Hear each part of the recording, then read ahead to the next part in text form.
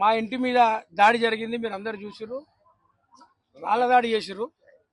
ఇది ఎంతవరకు కరెక్ట్ అనేది అబ్బో ఇక్కడ కేజీ చీరలు కొంటే అర కేజీ చీరలు ఫ్రీ అంట. మంగళ్య షాపింగ్ మాల్, కేజీల్లో సేల్, టన్నుల్లో ఆనందం. మనం అందరం ఆలోచించుకోవాలి. ఇదేం సంస్కృతి? ఇంటిపైకి వచ్చి దాడి చేయడం ఏంది? కుట్రపూరితంగా రాజకీయంగా నేను కానీ మా కుటుంబం కానీ ఎదుగుతుంటే చూసి ఓర్వలేక ఏదో ఫ్యాబ్రికేటెడ్వి లీక్ చేసి, అందులో మీరు చూస్తే ఒకరే మాట్లాడుతుంటారు, ఇంకో రెండరు కూడా ఉండరు. ఇట్లాంటి ఫ్యాబ్రికేటెడ్వి లీక్ చేసి ఎవరు నమ్ముతారన్నా? 30 సంవత్సరాలకి వెళ్ళి జెండా మోస్తున్నాము, పార్టీ కష్టకాలంలో ఉన్నప్పుడు మోసము, పదవులు ఇచ్చినా మోసము, పదవులు ఇవ్వకుండా మోసం. పార్టీల మేము హైకమాండ్ ఏ నిర్ణయం తీసుకున్నా కూడా మేము ఏ రోజు కాదనలేదు. ఎక్కడి నుంచో వేరే పార్టీలలో అధికారం ఉంటే ఏ పార్టీకి పడితే ఆ పార్టీకి పోతే పూటకో పార్టీ మారినోళ్ళు వాళ్ళు ఎవరో వచ్చేసి మన డివిజన్లా స్వయాన అభ్యర్థి అని పెట్టుకొని ఫ్లయర్లు ఫ్లెక్సీలు వేసుకున్న విషయం ఎల్బీనగర్ ప్రజానికంగా అందరికీ తెలుసు. ఇదేంద్రా బాబు, మేము ఇవన్నీ ఎందుకు చేస్తున్నారు, ఇట్లా అభ్యర్థిని ఎందుకు వేసుకుంటున్నారు అని చెప్పి ఊర్లో ఉన్న పెద్ద మనుషులు, ఈ డివిజన్లో ఉన్న పెద్ద మనుషులందరినీ అడగడం జరిగింది. ఆ ఎపిసోడ్లో ఆవేశపూరితంగా పిల్లలు కొంతమంది ఫ్లెక్సీలు చింపుకున్నారు. వాళ్ళు పోలీస్ స్టేషన్ కూడా పోయినారు. అక్కడ పోయి కంప్లైంట్ పెట్టినారు, మా ఫ్లెక్సీ చించేసినారు అని.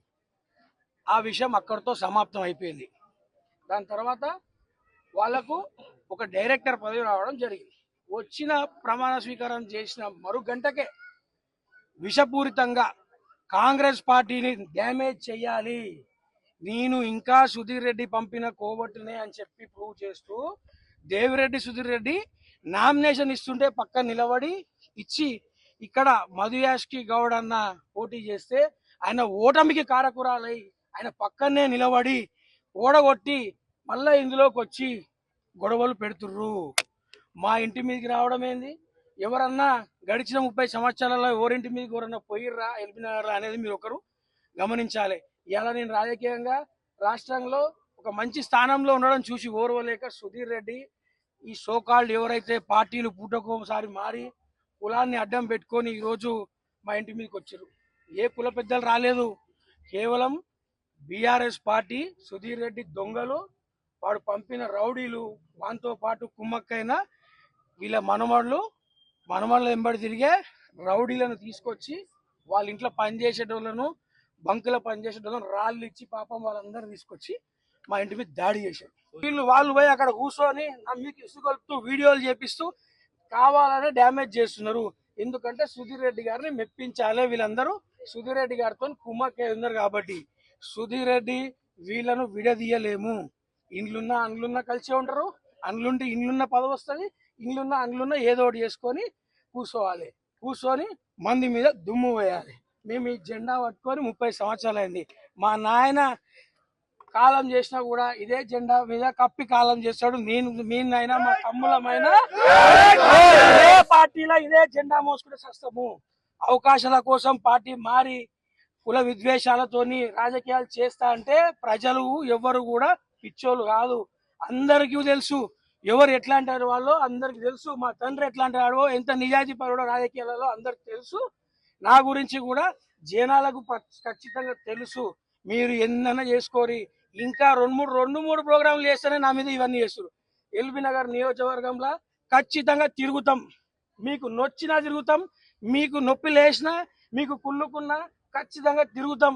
మేమందరము ఈ పార్టీ జెండా పట్టుకొని ఈ ఎల్బీనగర్ నియోజకవర్గం ఎవరు ఉన్నా వచ్చినా పోయినా జెండాను మోసినాము. పార్టీ ఎవరు పంపినా కూడా వాళ్ళ కోసం పనిచేసినాము. ఖచ్చితంగా చెప్తున్నాము, ఇన్ని రోజులు చాలా మందికి పనిచేసినాం. రాబోయే ఎలక్షన్లలో ఖచ్చితంగా మేమే నిలబడతాము. వీళ్ళు ఎవరితో మాకు సంబంధం లేదు.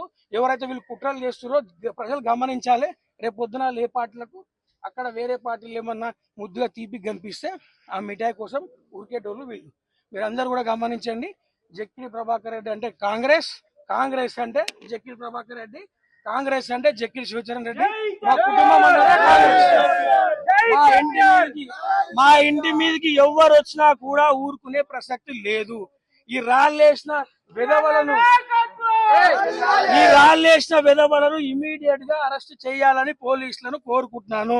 ఈ రోజు పోలీసులు ఏం చేస్తున్నారో ఏం చూస్తున్నారో నాకు అర్థమైతలేదు. మా సొంత పార్టీ వాళ్ళు మరి పోలీసులకు ఏమన్నా చెప్పిర్రా వీళ్ళు ఏం చేస్తుర్రో, మా ఇన్ఛార్జ్ మరి పోయి ఇంతగానం జరుగుతుంది మరి ఇలా కనీసం ఆరాధియలేదు, ఏం జరుగుతుందో కూడా మరి నన్ను అడుగుతలేరు. మరి ఇక్కడ ఇన్ఛార్జ్ ఉన్నాడా లేడా అని కూడా మిమ్మల్ని అడుగుతున్నాం. ఆయన ఏం చేస్తుండో కూడా మాకు అర్థమవుతలేదు. కనీసం ఇక్కడ ఇంత ఇష్యూ జరుగుతుంటే ఏం జరుగుతుందని కూడా అడగాలి. ఏమి అడగకుండా నాకు తెలిసి పోలీసులను కూడా సహకరించొద్దు అని చెప్పి ఉంటాడని చెప్పి మేము ఒక డిమాండ్, అంటే మాకు డౌట్ ఉంది, అధిష్టానాన్ని కోరుకుంటున్నాము. కార్యకర్తల అనుమానం, నాది కూడా ఉంది అనుమానం. మేము అడుగుతున్నాము, అందరు అడుగుతున్నాము, పార్టీ పెద్దలందరినీ వేడుకుంటున్నాము. అసలు ఎల్బీ నగర్ నియోజకవర్గాన్ని కాపాడండి, ఎల్బీ నగర్ నియోజకవర్గాన్ని కాపాడండి, అందరికి చేతులు ఎక్కి వస్తున్నాము. Save LB Nagar, save LB Nagar Congress. 4 variation ఉంటాయి. ఇప్పుడు నేను మాట్లాడే వాయిస్ కి దానికి ఉంటుంది. ఇప్పుడు ఏయాలో నువ్వు పెట్టిన నువ్వు మాట్లాడి కూడా తిప్పి నేను మాట్లాడతాను. అసలు నేను వాళ్ళను కులపరంగా దూషించాల్సిన అవసరం నాకేంది, వాళ్ళు నాకు దేంట్లో పోటీ, మాకు ఏం సంబంధం వాళ్ళతో. పదవి వచ్చిన వెంటనే ఏదో నేను రాష్ట్రంలో నన్ను నా గురించి చర్చించుకోవాలి, ఓవర్ నైట్ ఫేమస్ అయిపోవాలి, కాంగ్రెస్ పార్టీని డ్యామేజ్ చేయాలని మాత్రమే వాళ్ళకి ఉద్దేశం. ఏ రోజు కూడా మేము ఇలా బయటికి వచ్చి సొంత పార్టీ వాళ్ళపైన ప్రెస్ మీట్ పెట్టదలుచుకోలేదు. అందరికి చెప్తున్నా, మేము యువజన కాంగ్రెస్ రాష్ట్రంలో వాళ్ళందరూ కోరుకుంటున్నా, ఇట్లాంటి కోవట్లు బీఆర్ఎస్ ఎమ్మెల్యేలు ఇందులో పంపిస్తుర్రు, అందరం జాగ్రత్తగా ఉండాలి. ఎల్బీ నగర్ నియోజకవర్గం చెప్తున్నా, ఈ రోజు క్యాడర్ అంతా బాధపడుతున్నారు. ఈ కుట్ర వెనకాల నుంచి ఎవరు చేసిరో మా క్యాడర్ అంతా తెలుసు. ఎల్బీ నగర్ నియోజకవర్గంలో నీ అమ్మ నిన్ను ఎట్లా కన్నదిరా, ఒక నీ అమ్మమ్మ వయసు ఉంటుందిరా, అలాంటి ఆమెను పట్టుకొని ఈ రోజు మాట్లాడతావా? అరే దమ్ము ధైర్యం ఉంటే నిజంగా నీ మొగోడు అయితే మాది ఉండదా నీది ఉండదా అంటున్నావు. నీ 6% ఉంటుందా మేము ఉంటామా? బరిలోకి దిగితే కదా తెలిసేది. ఇప్పటి వరకు మాకు చూడలేరు.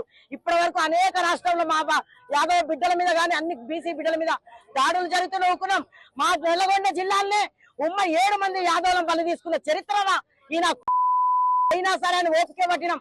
ఓపిక ఒక పెద్ద మనిషారా, ఒక పెద్ద మనిషి మీద మీ ప్రతాపమా? ఇప్పుడు బిడ్డ నువ్వు దమ్ముంటే ఎల్బీ నగర్ చివరస్తకు వచ్చి నీ పత్రానికి నువ్వు అన్నవారు మీరు తలుచుకుంటే మేము ఉండమని. సరే మళ్ళీ మీరు తలుచుకుందామా మేము తలుచుకుందామా? రావాలి, శివచరణ్ రెడ్డి గారు రావాలి, టిపిసిసి మహేష్ కుమార్ గారు వాడిని సస్పెండ్ చేయాలి. ప్లస్ మా ఈశ్వరమ్మ యాదవ్ పాదాలు పాలతో కడిగి వాడు క్షమాపణ చెప్తే గానీ క్రమశిక్షణ లేని క్రమశిక్షణ ఎక్కడుందని? క్రమశిక్షణ ఉంటే ఇప్పటి వరకు 3 రోజులైంది. ఈ రోజుకి మేము నిన్న లేకుండా నిన్న సాయంత్రం నుంచి డెడ్ లైన్ పెట్టి రాత్రి గ్రూప్ చేసిన ఎవరికి ఫోన్లు కాదు, ఇప్పటి వరకు మెసేజ్ లేదు.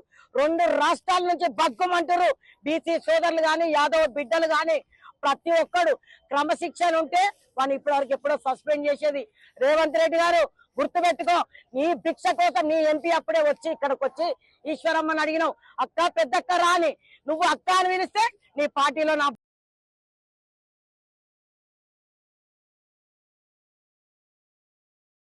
ఈ చెప్పు దెబ్బలు కాదు, నీకు బట్టలు ఇప్పి భారీ మాత్రం బండ పెట్టకపోతే తూ నా బిడ్డ.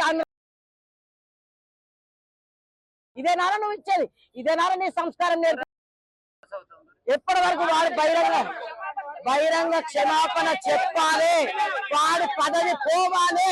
బహిరంగ క్షమాపణ చెప్పాలి, వాడి పదవి పోవాలి. ఈశ్వరమ్మ యాదవ్ గారు ఎల్బీ నగర్ కాన్స్టిట్యూన్స్ ఒక పెద్ద దిక్కు, అందరికి మాతృ సమానాలు. అటువంటి పెద్దవని నోటికి అద్దువలుపు లేకుండా డబ్బు మనంతో మాట్లాడిన శివచరణ్ రెడ్డి వెంటనే బహిరంగ క్షమాపణ చెప్పకపోతే ఖబర్దార్. అదే విధంగా తండ్రి జక్కిరి ప్రభాకర్ రెడ్డి బహుజన వర్గాల గౌడ కులాన్ని కూడా అనుచిత వ్యాఖ్యలు చేసిండు. రాబోయే కాలంలో ఈ యొక్క బహుజన వర్గానికి ఆగ్రహానికి గురికాక తప్పడు. వారు బహిరంగ క్షమాపణ చెప్పాలి. లేదంటే దాంతో పాటు వెంటనే శివచరణ్ రెడ్డి రాష్ట్ర యువజన అధ్యక్షుడి పదవి నుంచి పిసిసి అధ్యక్షుడు గారు వెంటనే తొలగించాలి. లేదంటే కాంగ్రెస్ పార్టీ చాలా ఇబ్బందిలో ఉంటది. బహుజన వర్గాలను గౌరవిస్తున్నామని చెప్పి ముఖ్యమంత్రి గారు చెప్తున్నారు. యువజన నాయకులు వచ్చి అనుచిత వ్యాఖ్యలు చేస్తూ అహంకారంతో మాట్లాడుతున్నారు. దీనికి జవాబు చెప్పాల్సింది ప్రభుత్వం కూడా ఉంటుంది కనుక వెంటనే చర్య తీసుకొని జక్కిరి ప్రభాకర్ రెడ్డి మీద